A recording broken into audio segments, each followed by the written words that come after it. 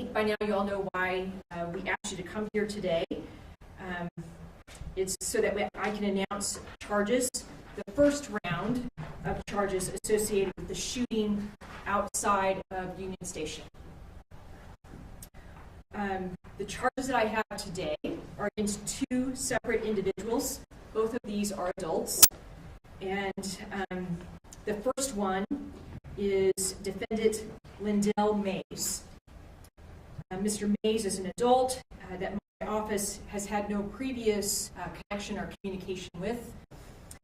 And we charged him on Saturday morning. We asked for the charges in his case associated with this event to be sealed, as that investigation was so active and ongoing. So I was not at liberty to talk with you about those particular charges until this moment. And just moments ago, the court unsealed these charges, so they are in fact now public.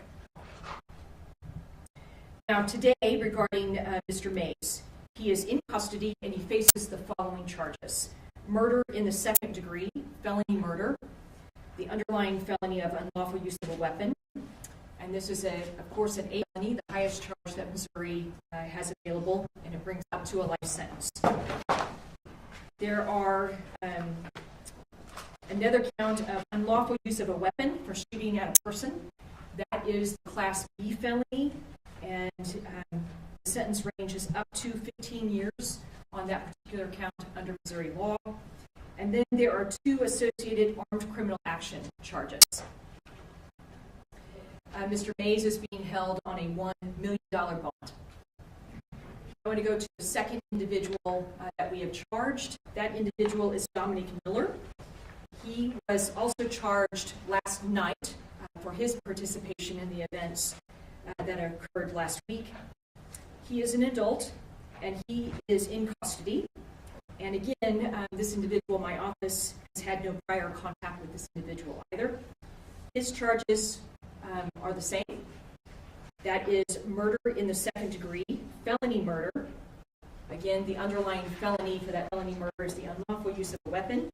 And that is an A felony carrying to a range up to a life sentence in the state of Missouri. A charge of unlawful use of a weapon for shooting at a person, the Class B felony, sentence range up to 15 years under Missouri law. And then again, two counts of armed criminal action. These are the unclassed felony in the state of Missouri. And though that individual is also being held on $1 million bond. Now, I would like to try and give you a brief summary of, I think, what occurred that day that led to these criminal charges. From the evidence, it appears that defendant Mays, that's the first person I read off charges on, defendant Mays was in a verbal argument with another individual. The evidence does not reflect, in these early moments, that there was any prior history between these individuals, Mays and the individual he was in some kind of verbal dispute with. There was no connection to each other, those two individuals. Now, that argument very quickly escalated to Mays drawing his firearm, a handgun. Mays pulled his handgun first. Almost immediately, others pulled their firearms. Defendant Miller was one of those individuals. While both adults are charged with murder, the evidence tells us that it was Mr. Miller's firearm. Mr. Miller's firearm struck Lisa Lopez Galvin. So that's just two individuals. And I think, as we all stand here, this investigation is still very, very active and ongoing, and we're going to probably quickly leave this room and go back to that so that everybody understands what's next. But I do want you to understand, we seek to hold every shooter accountable for their actions on that day. Every single one. So while we're not there yet on every single individual, we're going to get there. You're going to have questions, you're, I'm sure, going to ask me many questions about this case, about other people's responsibility level, and we are not going to be able to answer those questions for you today. But the most important thing I want you to hear is that we are not done yet. We are not done yet. Normally when I stand at podiums like this, we're really just getting started, because a case carries on usually for a couple of years before I can get to a disposition. But vitally important to us, there's another kind of call out, I think, to community on this particular case. I'm asking for individuals to help us who were at the rally, and they may have additional information to provide. Specifically, we're looking for individuals who suffered wounds from their trying to escape. A stampede occurred as people tried to flee. Once gunfire started, there's a lot of video that's already out there showing people literally fleeing in those moments.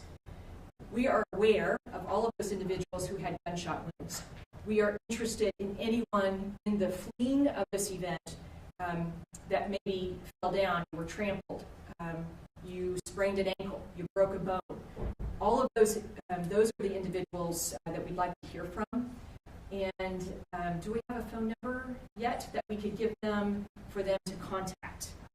And I'm sorry about that. We were still trying to pull this part together as quickly as we could.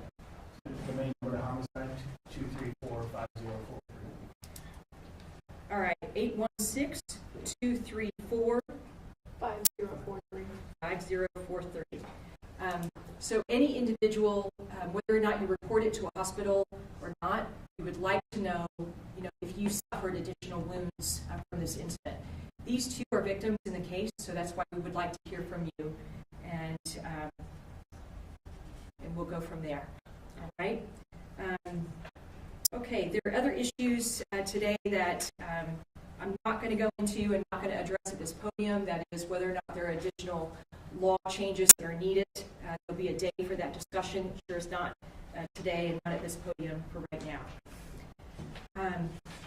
Okay, I have spoken with the Lopez family, and they could not be here today, and certainly chose not to be here today because it is the view of their family that they want to focus on the memorial for Lisa. And I think we certainly understand that, and we want to support them in all ways that we know how to do that. But they did send a statement. I will send this statement out. It's a little bit long. I'm going to go ahead and read it to you now, but we'll send it after today's press conference so that you have their statement. On behalf of the Lopez Galvin family, we are grateful to the Jackson County Prosecutor's Office, led by Jean Peters Baker and her amazing team of highly experienced and dedicated prosecutors. We also want to thank the Kansas City, Missouri Police Department and all other law enforcement departments involved in this investigation. The effort and dedicated hours spent to expeditiously investigate this senseless act of violence is extremely commendable. It is reassuring for our family and the entire community to know that this joint team effort has resulted in the identification of the suspects involved.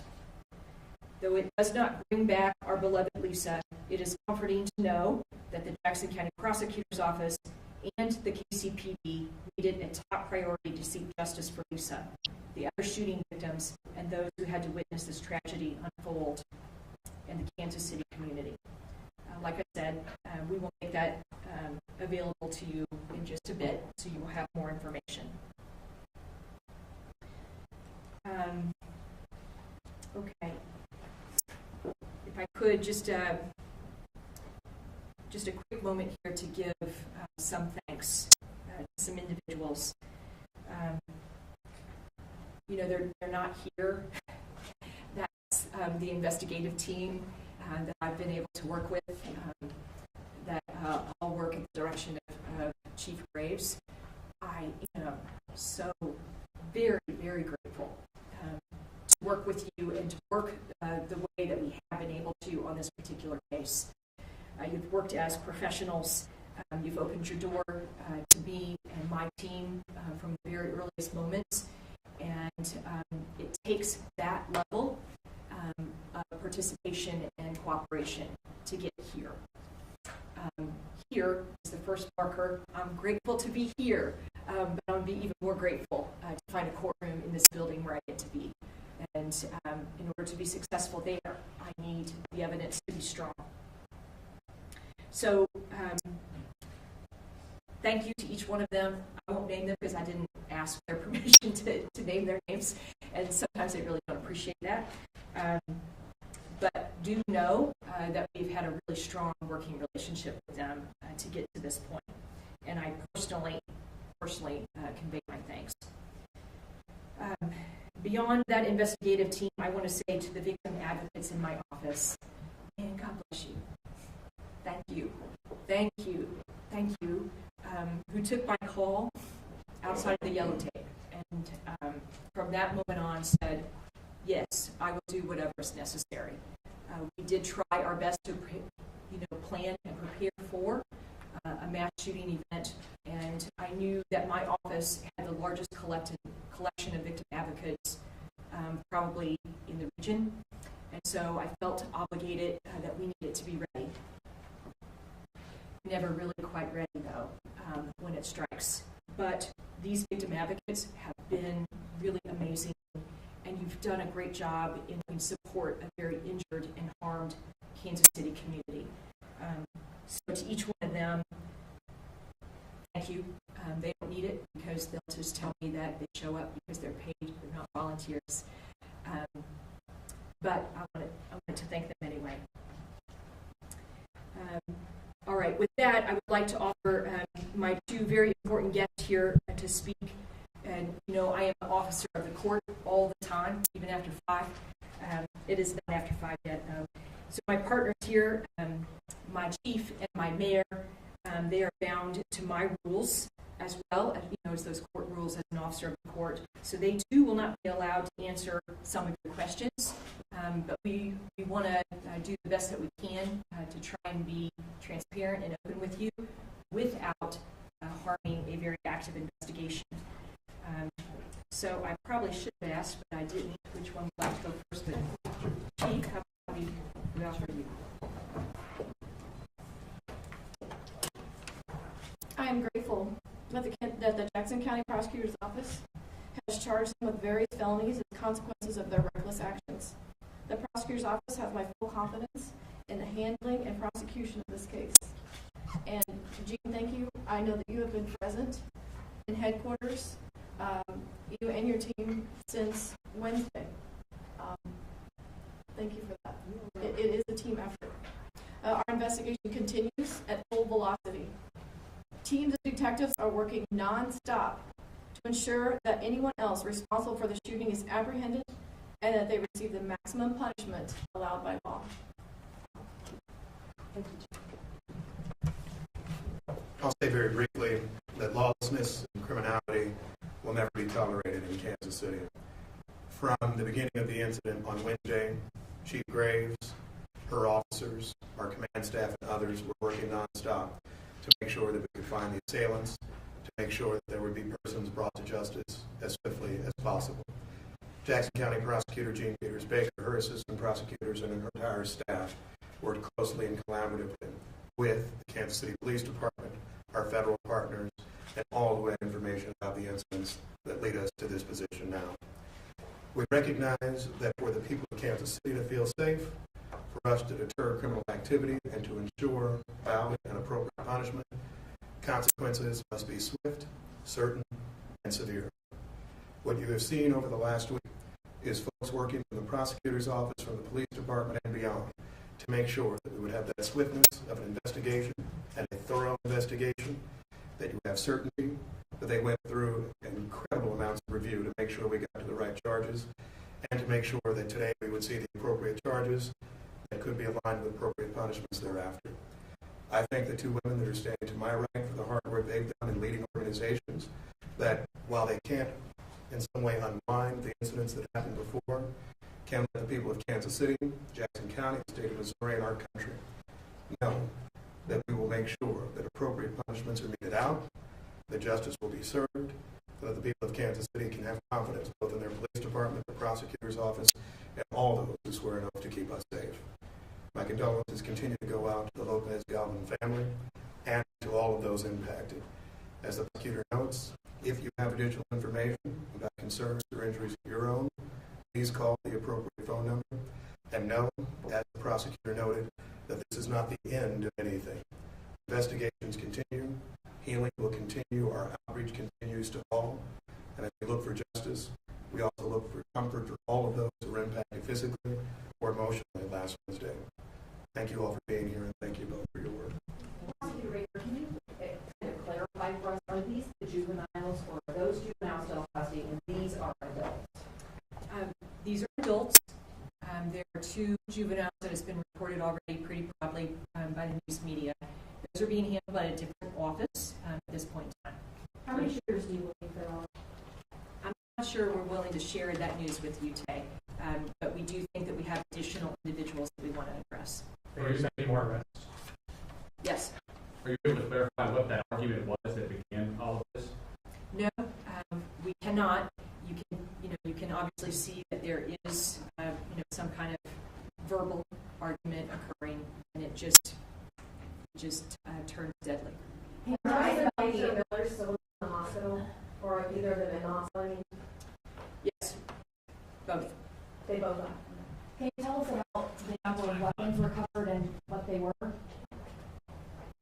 I don't think that we're willing to go there today, given the stage that we were at. I think we'll be able to provide that information pretty soon, but not yet. Are these 2 in the same group? No. To clarify, they didn't know each other at all. That is our evidence that they did not know each other prior to the events that led right up to the shooting. Are the juveniles in different groups as well? So, I don't like necessarily the word groups necessarily, but we are clustering people together. And so, yes, there are some individuals that are connected with the juveniles in our overall in this overall crime scene. So, again, I'm not trying to be vague. I know you want answers, but that's as much as information as we can give in these moments. Anything else I can answer outside of the individuals charged today? They're in the hospital? Correct. Okay, they're being held on $1 million bond. That's correct. Okay, so presumably they're in a hospital where there's a large security guarding them? Yes, there are officers guarding them. Miller is believed his firearm shot and killed Ms. Galvin. Why are the charges the same for the 2 adults? Because felony murder is a charge that is available, and it is the same punishment level as conventional murder. What are similar cases of ages? Are you willing to say that? I don't know that off the top of my head, so I cannot give that to you in this moment. All right, anything else we might be able to answer before? When were these 2 arrested? I think both of them, because they have been hospitalized for injuries, that they have been in custody since, or not technically in custody, but they've been at a hospital receiving treatment since the beginning. Have they been released since? No, So these individuals are still in the hospital, correct? that's right. Now, were these persons, obviously, they were shot. Can you describe the injuries that they had? No, I can't. Honestly, not. I'm just not able to provide that information at this time because that's just not in my full orbit of information in this second. You said your office had no contact with either of the 2 of them. Police had contact with them prior to this? Not that I'm aware of. I believe one of them may have had some other incident at a city level, not in Kansas City. Okay. Chief, just 1 month ago, you were doing a press conference talking about homicides we've had. You said we have a culture of gun violence in Kansas City. Can you speak to that now that we are here? The statement that I made then stays the same. And if you look at some of our homicides that we had last year, 67 of them were from an argument. I think that speaks for itself. Okay. Look, we appreciate all of you. Yeah, I'm sorry, did you cut you off? So just to clarify, these are adults, were they working in concert with two juveniles? What is the relationship between those who are currently in custody? I'm not going to provide that information at this time, Lynn. Thank you for asking. All right, thank you very much for being here, everybody. We appreciate you. I know you came on really short notice, and as we are allowed to update, we will update you further. There will be additional information that goes out through another press statement from my office. That will be the statement of the Lopez family, and also the number to contact if you have sustained any other kind of injury outside of a gunshot injury in the stampede leaving this event. All right? Thank you so much, everybody. We appreciate you.